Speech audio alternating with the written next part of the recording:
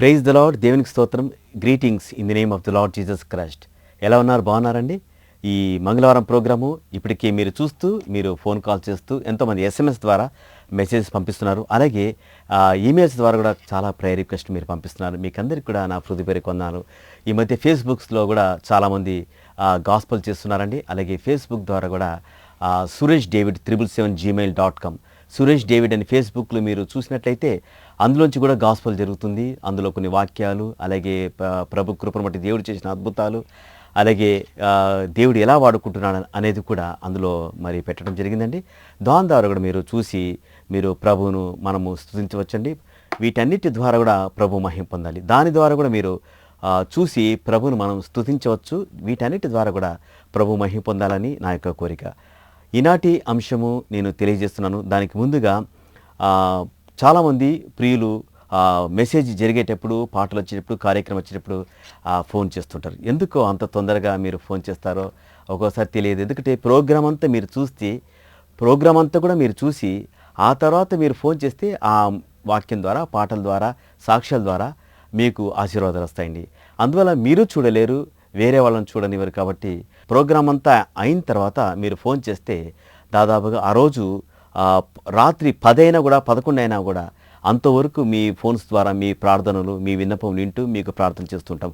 మరుసటి రోజు కూడా బుధవారం కూడా మీరు ఫోన్లు చేయవచ్చండి. దయచేసి నన్ను క్షమించి మీరు వేరే విధంగా భావించకండి. దయచేసి మీ ఫోన్స్, మీ ప్రార్థనలు మాకు ఎంతో అవసరము. చాలామంది ప్రియ బిడ్డలు స్పాన్సర్ చేస్తున్నారు.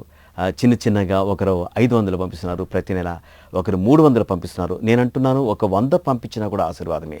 ప్రభు చిత్తమైతే ఒక ప్రోగ్రాంకు మీరు చేయాలనుకుంటే, ఒక వారానికి, ఒక నెలకు దయచేసి నా ఫోన్ నెంబర్ తీసుకుని మీరు చేయండి.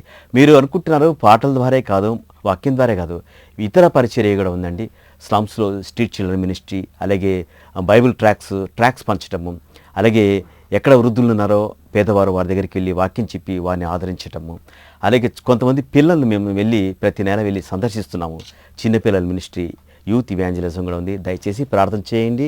ఈ టీవీ కార్యక్రమం మరి పెద్ద సంఘం లేదండి, చిన్న సంఘం నడిపిస్తున్నాము మంగళవారం పూట. కానీ కాంగ్రిగేషన్ పెద్దగా లేకపోయినా కూడా ఒక సువార్థికుడిగా ప్రభు కృపను బట్టి చెప్తున్నాను. మరి ఈ కార్యక్రమం తీసుకెళ్ళటానికి ముందుకు ఎంతో కష్టమండి. మీరు దయచేసి ప్రార్థన చేయండి. ఆర్థిక సహాయం కూడా మీరు చేయాలనుకుంటే, దేవునికి ఇచ్చి ఎవరూ చెడిపోలేదు, దేవునికి ఇవ్వకుండా ఎవరూ బాగుపడలేదు అన్న మాసిలమ్మని గారు అంటూ ఉంటారు ఈ మాటను. అది నాకు ఎన్నోసార్లు నిజంగా ఒక 10 రూపాయలు ఇచ్చిన ప్రభు కోసం మనం ఏం చేసినా కూడా దానికి రెట్టింపుగా ఒక విత్తనం వేసినట్లుగా దేవుడు మనకు ఆశీర్వాదాలు ఇస్తాడని నేను మీకు ఈ సందర్భంలో తెలియజేస్తున్నాను. దయచేసి నన్ను, నా కుటుంబాన్ని, మినిస్ట్రీని గుర్తుపెట్టుకొని మీరు ప్రార్థన చేయండి. ఎంతమందికి మనం ప్రార్థన చేస్తామో అన్ని ఆశీర్వాదాలు దేవుడు మనకి ఇస్తాడండి. దేవునికి స్తోత్రము. ఈనాటి అంశంలోకి నేను వెళ్తున్నాను. మీరు దేవుని శక్తి చేత కాపాడబడతారు. దేవుని శక్తి లేనిది మనం ఏం చేయలేం. Our God is an awesome God, almighty God, wonderful working God, powerful God. శక్తి కలిగిన దేవుడు. మనం దేవుని శక్తి చేత కాపాడబడుచున్నాము. కడవరి కాలమందు బయలుపరచబడటకు సిద్ధంగానున్న రక్షణ మీకు కలిగినట్లు విశ్వాసం ద్వారా దేవుని శక్తి చేత కాపాడబడు మీ కొరకు ఆ స్వాస్థ్యము పరలోకమందు భద్రపరచబడి ఉన్నది.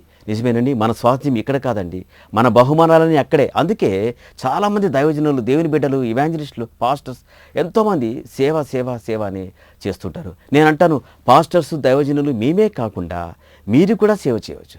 ఎవరికి పడితే మనం ఎంత దగ్గరలో ఎవరున్నారో మన ఇరుగు పొరుగు వారికి, మనం ఆఫీసులో పనిచేస్తున్న వారికి కూడా మనము ప్రభు గురించి మనం తెలియచేసినప్పుడు మనకు ఆశీర్వాదాలు దేవుడు పరలోకంలో పెడతాడండి. బహుమానాలు ఉంటాయి ఇక్కడ.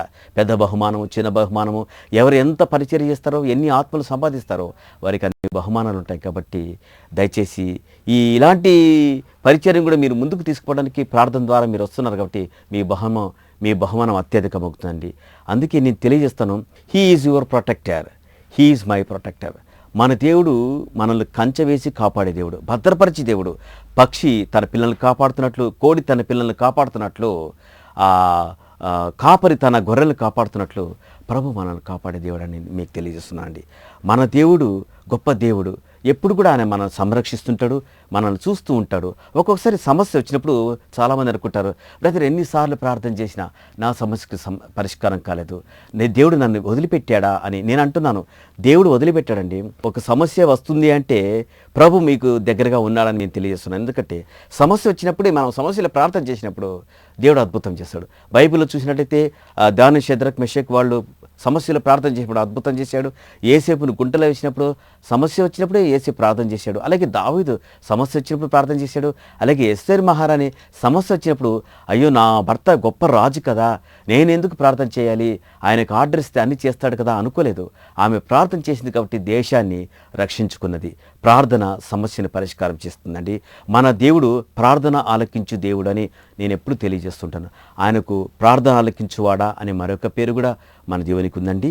ఇర్మీయా పత్రిక 46వ అధ్యాయం 27వ వచనం మీరు బైబిల్స్ నుండి చూసినట్లయితే, ఇదే యెహోవా వాక్కు, నా సేవకుడైన యాకోబు భయపడకము, ఇశ్రాయేలు జడియకము, దూరంలో నుండి నిన్ను రక్షించుచున్నాను, వారున్న చెరల నుండి నీ సంతతి వారిని రక్షించుచున్నాను. ఎవరి భయమును లేకుండా యాకోబు తిరిగి వచ్చును, అతడు నెమ్మలించి నెమ్మది పొందును. ఎవరి భయం ఉండదండి మనకు. ఎవరికి మనం తలవంచాల్సిన అవసరం లేదు. మనం తప్పు చేసినప్పుడు తలవంచొచ్చండి. అందుకే దేవుని బిడ్డలు ధైర్యంగా ఉంటారు. The righteousness leads to life. విశ్వాసి విశ్వాసం మూలంగా బ్రతుకును జీవించును. నిజమేనండి. For the battle is not yours but God's. He will fight for you and give you victory. Battle నీది కాదు, యుద్ధం నీది కాదు, యుద్ధం యెహోవాదే. మనకు సమస్య, కష్టము, ఇబ్బంది వచ్చినప్పుడు మనం మనుషులను ఆశ్రయించకుండా, ప్రభా నాకు ఈ సమస్య ఉంది, నాకు ఈ కష్టం ఉంది అంటే సమస్యను మన తరపున ఆయన యుద్ధం చేసి మనకు విజయం ఇచ్చే దేవుడు అండి. ఎలాంటి పరిస్థితుల్లో మనం వెళ్తున్నా కూడా, గాఢాంధకారపు లోయలలో మనం వెళుచున్నా కూడా దావీదులాగా మనం ప్రార్థన చేసినప్పుడు దేవుడు అద్భుతం చేస్తాడని మన దేవుడు. కీర్తన 21:11 వచనం చూస్తే, వారు నీకు కీడు చేయవలనని ఉద్దేశించిరి, దురుపాయము పన్నిరి, కానీ దానిని కొనసాగింపలేకపోయిరి. వారు ఎంతో నీకు కీడు చేయాలనుకున్నారు, నిన్ను ఏదేదో చేయాలనుకున్నారు, నిన్ను వలలో వేయాలనుకున్నారు, కానీ అది వారి చేతిలో కాదు, అది వారి పట్ల కాలేదు. ఎందుకంటే నేను నీ పట్ల ఉన్నాను కాబట్టి, నేను నీ ప్రక్కన ఉన్నాను కాబట్టి, నేను నీ చెయ్యి పట్టుకున్నాను కాబట్టి నేను నీకు విజయం ఇస్తున్నాను. నిజమే, ప్రభు మన చెయ్యి పట్టుకోవాలి, ప్రభు మనతో ఉండాలి, ప్రభు మనకు ఫేవర్గా ఉండాలి, ప్రభు మనతో ఉండాలంటే మనం వాక్యం ద్వారా, ప్రార్థన ద్వారా, విశ్వాసం ద్వారా, ఉపవాస ప్రార్థనల ద్వారా, ఎక్కువగా బైబిల్ చదవడం ద్వారా కూడా ప్రభు మనతో ఉంటాడు. మనం ప్రభుతో గడుపుతూ ఉంటే సైతాన్ మన దగ్గర నుంచి పారిపోతాడండి. మన మానవిక కుతంత్రాలు ఏమి కూడా చేయవని నేను తెలియజేస్తున్నాను. అలాగే శ్రమలు ఎవరికో వస్తాయి, శ్రమలు నాకు వస్తున్నాయి, శ్రమలు నాకే ఎందుకు వస్తున్నాయి, నా కుటుంబానికి ఎందుకు వస్తున్నాయని చాలామంది ఈ రోజుల్లో గందరగోళం ఉంటున్నారు. ఎంత ఆస్తుపాస్తులు ఉన్నా, ఎంత ఉన్నా కూడా మరి గందరగోళము, ప్రశాంతత లేదు, శాంతి సమాధానం లేవు. బ్రదర్ నాకు అనారోగ్యం ఉంది. ఎంతోమంది ఫోన్ చేస్తున్నప్పుడు నేను ఒకటే మాట అంటాను, బైబిల్ చదువుతున్నారా? మీరు బైబిల్ చదువుతుంటే వాక్యం మిమ్మల్ని నడిపిస్తుంది అని. దేవుని మీదనే ఆధారపడితే ఆయన మన కట్లు తెంచివేస్తాడు. కట్లు అంటే అండి శాపాలు, రోగాలు, కష్టాలు, ఇబ్బందులు, దారిద్ర్యం, ఇవన్నీ కూడా వాక్యం చదివేటప్పుడు, వాక్యం చదువుతూ ఉండగా దేవుడు మన కట్లు తెంచి దేవుడు అండి.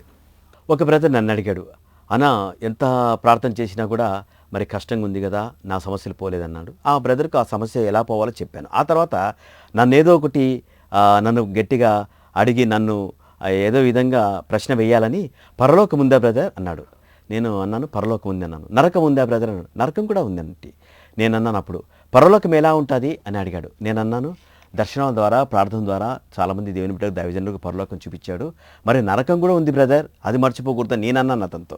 మరి పరలోకం ఎలా ఉంటుంది అన్నాడు. పరలోకం కథ ప్రక్కన పెట్టి ముందు నరకం కూడా ఉంటుంది, అది తెలుసుకో. ఎందుకంటే మనం రక్షింపబడితేనే పరలోకానికి వెళ్తాము, రక్షింపబడకపోతే నరకానికి వెళ్తామని నేను చెప్తూ, ఆ పరలోకానికంటే ముందుగా నరకం ఎలా ఉంటుంది అని కూడా అతనికి వివరించాను. నరకం అంటే అక్కడ చాలా కష్టాలు ఉంటాయి, ఏడుపు ఉంటుంది, ఆర్తనాదాలు ఉంటాయి. అలాగే ఈ మధ్యకాలంలో కూడా కొన్ని న్యూస్లో విన్నాను నేను. రష్యా ప్రాంతంలో ఆకాశంలో మనం ఎంతైతే అంతరిక్షము వీటికంతా వెళ్తున్నాం కదా, అలాగే అగాధ భూమిలోకి కూడా తవ్వుకుంటూ పోతే నరకం ఉంటుందామని వాళ్ళు ట్రై చేస్తూ, శాస్త్రజ్ఞులు చేస్తూ ఉండగా, వారు చాలా లోతుగా మరి భూమి లోపల తవ్వుతున్నప్పుడు ఎక్కడో కొన్ని ఏడుపులు, కేకలు వినిపిస్తున్నాయంట. అది విన్నప్పుడే వాళ్ళకి అర్థమైపోయింది, ఇక్కడెక్కడో నరకమునికి ఒక దారి ఉందని. వెంటనే దానిని వారు అన్వేషించకుండా నరకం అక్కడ ఉండొచ్చు అని వారు ఆపారు బ్రదర్ అని చెప్తూ, ఇది ఇంపార్టెంట్ కాదు, అలాగే నువ్వు పరలోకం నుంచి కూడా అడిగావు కాబట్టి పరలోకం గురించి చెప్తాను బ్రదర్, మీరు దయచేసి వినండి. మన దేవుడు సింహాసనం మీద కూర్చుని ఉంటే ఆయన పాదాలు ఈ భూమి మీద ఉన్నాయి. ఆయన పరలోకంలో ఎలా ఉంటాడనేది ఆ బ్రదర్కు నేను తెలియజేయటం జరిగిందండి.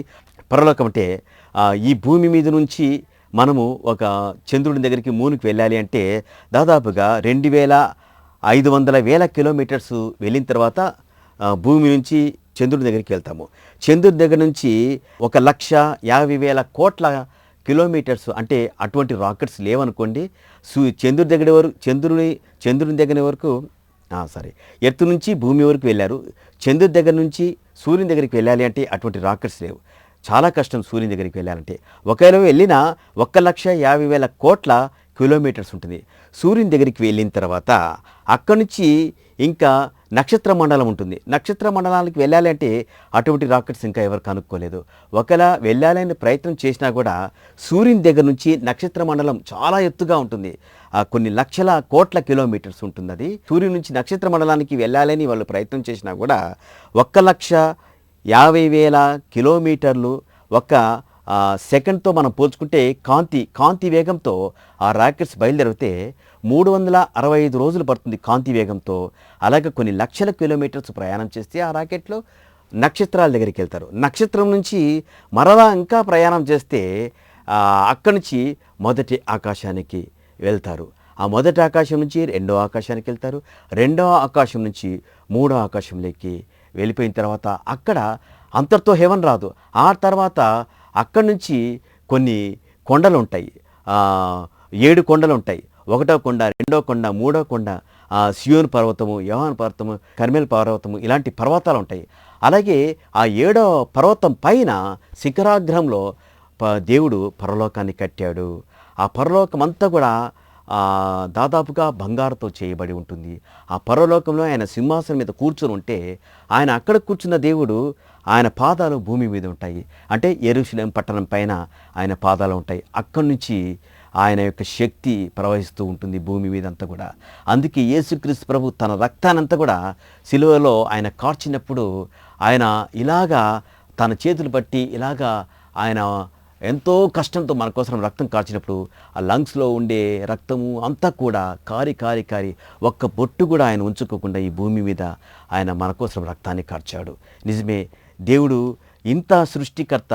ఆ నక్షత్ర మండలము మనము దాటి ఆ పైన తర్వాత చంద్రమండలం దాటిన తర్వాత సూర్యమండలం దాటిన తర్వాత నక్షత్ర మండలం దాటిన తర్వాత 3 ఆకాశాలు దాటిన తర్వాత 7 పర్వతాలు దాటిన తర్వాత 7వ పర్వతం మీద పరలోకం ఉంటుంది. ఆ పరలోకంలో ప్రభు కూర్చుంటే ఆయన అక్కడి నుంచి ఆయన పాదాలు భూమి మీద ఉంటాయి, మనల్ని చూస్తూ ఉంటాడు. ఇంత గొప్ప దేవుడు, ఇంత శక్తి కలిగిన దేవుడు తిరిగి వస్తున్నాడు సంఘాన్ని తీసుకెళ్ళడానికి. సంఘాన్ని ఆయనే ఒక వరుడుగా, ఆయనే పెళ్లి కుమారుడుగా, గొర్రెపిల్ల లాగా ఆయన వస్తాడు. మనందరినీ తీసుకెళ్ళి నిజమైన పెళ్ళి అంటే అక్కడే జరుగుతుంది. యుగ యుగాలు మనం ప్రభుతో ఉంటాము. తప్పనిసరిగా మన పరలోకం ఉంటే దేవుడు మనకు నిత్యం ఆనందం, నిత్య సంతోషము. అదే నిత్య కళ్యాణం, పచ్చతోరణం అంటారు కదా, అది సామెతలాగా అన్నారు. కానీ నిజంగా నిత్య కళ్యాణం అంటే అదే అసలైన కళ్యాణం. ప్రభుతో మనకు వివాహం అవుతుంది. ఆ పచ్చతోరణం అంటే ఎప్పుడు కూడా కలకాలం పచ్చగా కలకాలం ప్రభువుని స్తుతిస్తూ దేవుడు పరిశుద్ధుడు దూతలతో పాటు కూడా మనం కూడా ఉంటాము. అదే పరలోకం బ్రదర్ అని చెప్పినప్పుడు అతను వెంటనే రక్షణ పొంది పరలోకం ఇంత బాగుంటుందా, ఇది దేవుని బిడ్డలు కొంతమందికి దేవుడు చూపించాడు బ్రదర్, నాకు తెలియచేశారు ఒక భక్తుడు నేను కెనడా ప్రాంతంలో ఉన్నప్పుడు అని చెప్పాను. వెంటనే ఆ బ్రదర్ రక్షింపబడ్డాడు. నిజమే, heaven is real, hell is real. పరలోకానికి ఒకే గేట్ ఉంటుంది, నరకానికి ఒకే గేట్ ఉంటుంది. పరలోకానికి గేట్ ఉంటుందండి, నరకానికి ఒకే గేట్ ఉంటుంది. కానీ నరకానికి బ్యాక్ డోర్ ఉండదు, కిటికీలు ఉండవు. కాబట్టి నరకంలోకి వెళితే అక్కడ ఎప్పుడు కూడా బాధలు ఉంటాయి.